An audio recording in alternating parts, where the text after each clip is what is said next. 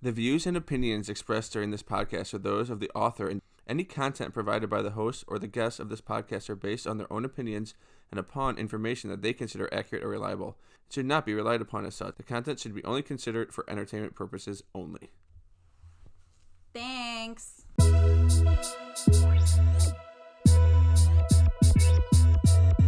Get your smoke on, get your chill on. Let's get these conversations on. Calling all moms and anybody who's living life. The Pop Moms Podcast is here. Talking all things cannabis with a mama twist. Like a freshly rolled hemp joint. Infused with a bit of that, a bit of this. It's all part of the experience of life. Thanks for tuning in. You ready to begin? Then welcome to the PMP. Pop Moms Podcast. The Pop Moms Podcast, it's on. The Pop Moms Podcast, it's the Pop Moms Podcast. Oh, it's on.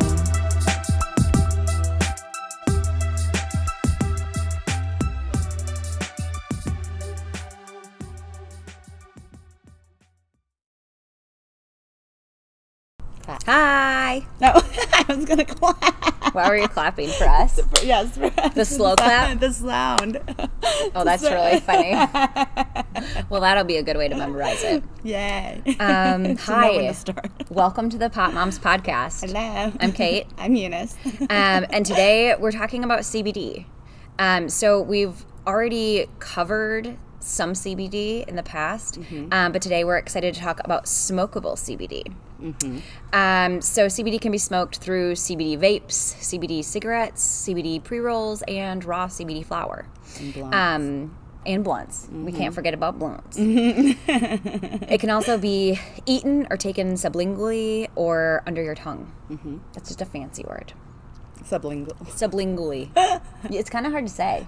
What is that? Sublingually. For your tongue? Sublingually. Sublingually.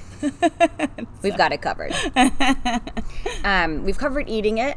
Check out last season's episode if you want a refresher, and it's honestly not going to really be a topic that goes away for us anytime soon. But out of all of the ways that you could possibly imagine using CBD, smoking it or inhaling actually is the most effective route of delivery. So I didn't know that. That was news to me. I didn't know that either. That makes sense.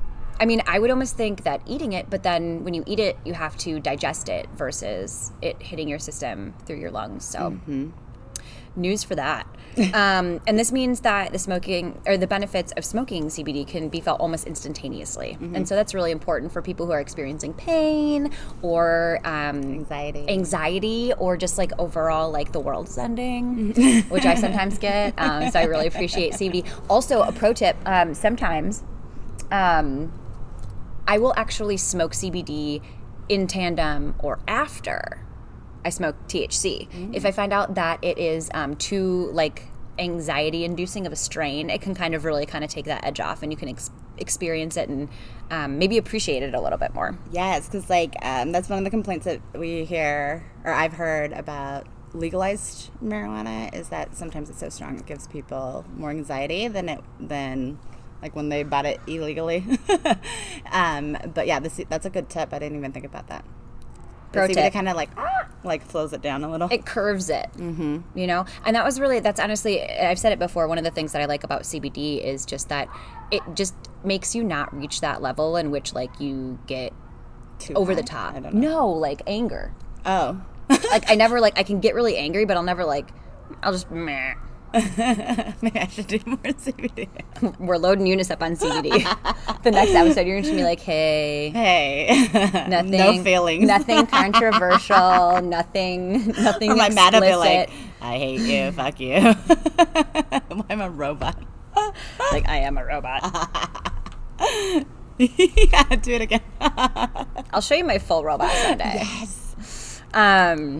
So for this episode, we had the privilege of speaking with Plain Jane. Plain Jane is run by a woman named Lindsey, and she's phenomenal. We had a great time meeting her and interviewing her as well. Plain Jane is a CBD company, naturally. They focus on smokable CBD, which is what we're talking about today. They've got moonrocks, which, do you know what a moonrock is? Like a real moon rock? No. A rock from the moon. It's a nug that's dusted in keef, and they're beautiful to look at. You just missed that lob. I did. It's probably because we haven't smoked yet today. I was just about to say, like, We're here and here. Ship sailing in the night. Yay, us. They also have flour, TWAX, blunts, and literally whatever you want to smoke and however you want to smoke it. They also have edibles. And they have lotion, CBD lotion, which I really like. It made my skin luxurious. They have everything, but they don't have the THC, which is really important when you're looking for the benefits of only that CBD. We'll always be advocates for combining just because we like the effects. I guess me, but I know that you feel the same way about that. And they also have really cool t-shirts and graphics, which I love supporting. So thank you to Lindsey and the Plain Jane family for allowing us to come out. We were really lucky to get to experience Ashland, Oregon. I love that place. I can't wait until we get to go back there. And I mean, speaking of the area, the whole West. Wait.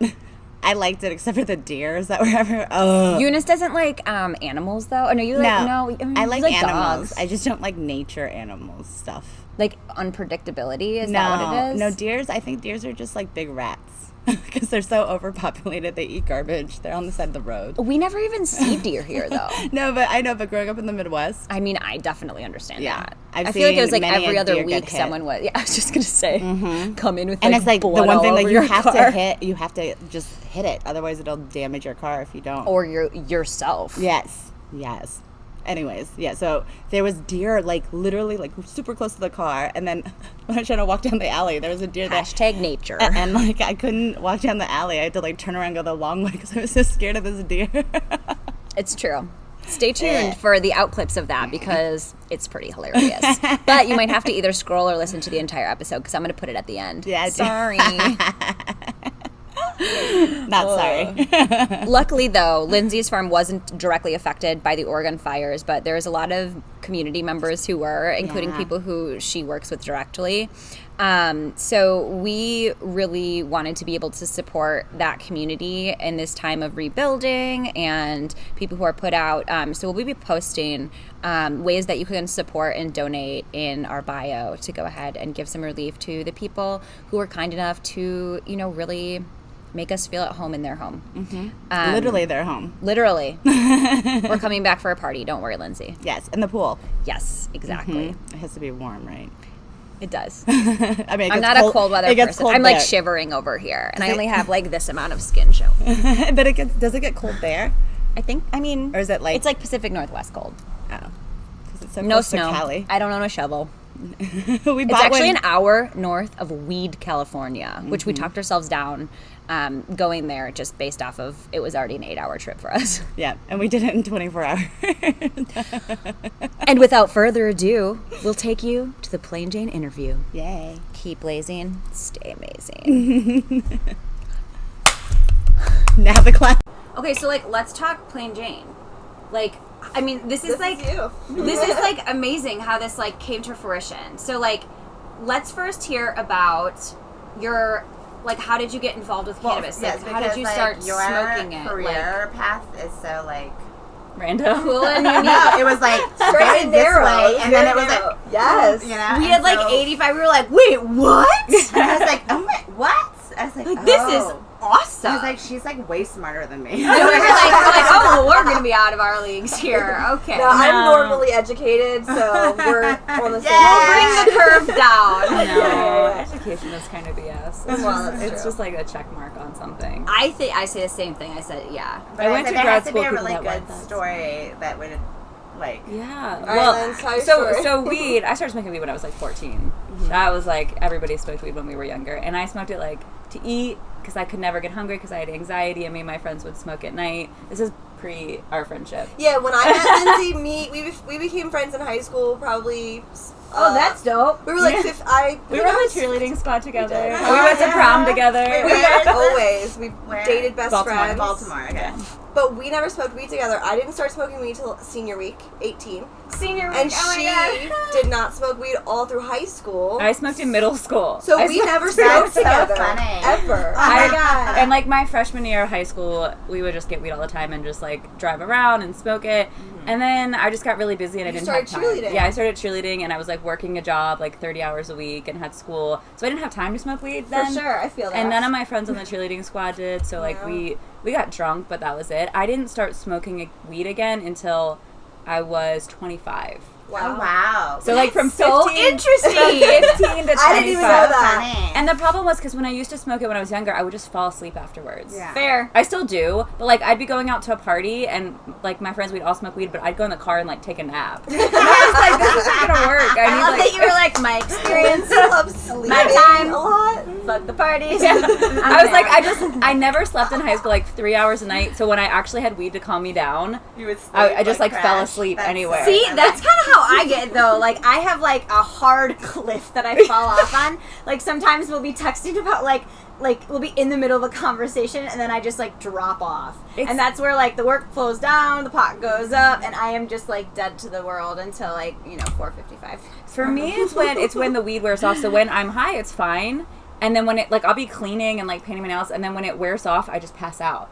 I don't know. Body's so exhausted. Yeah, I don't know what so just It's like you've done so much of the energy reserve. That's so funny. I don't know what happened. But so when I was 25, I got diagnosed with an autoimmune disease. Okay. It's a stomach thing. It's ulcerative colitis. And I was on pharmaceutical meds, but I was reading about like how weed, something about your parasympathetic nervous system. I don't know what any of these things mean, but I was You just said reading it very with intention and with confidence. She knows. Basically, having stomach issues has a lot to do with how high strung I am and like go and like my inability to relax and calm down. So I started smoking weed to force myself to calm down, because when you're high you're just like, oh, all right, I'm just gonna chill here because my body doesn't want to do anything anyway. Right. And so it was, for me, it was learning how, like with meditation, learning how to do nothing and allow my body to like digest food and relax. So I had to take up smoking weed again. And I hadn't smoked in 10 years, and I was nervous that I was going to be like paranoid, because I'm already an anxious person, and sometimes when I smoke too much I do get paranoid. And I'm like, okay. I think that's relatable. Yeah, but I didn't have a choice. I think you're like my shadow twin. I'm like, are you I literally describing was me like- this I literally year? was like, oh my gosh, this is like you are the same person. And my Edibles, reaction edibles was are like, the- can almost fly back. and like my reaction is like, really? You get paranoid? I've never smoked that much. Like, I don't See, know it if could I be get 2 there. hits, or like if I took an edible. Oh my!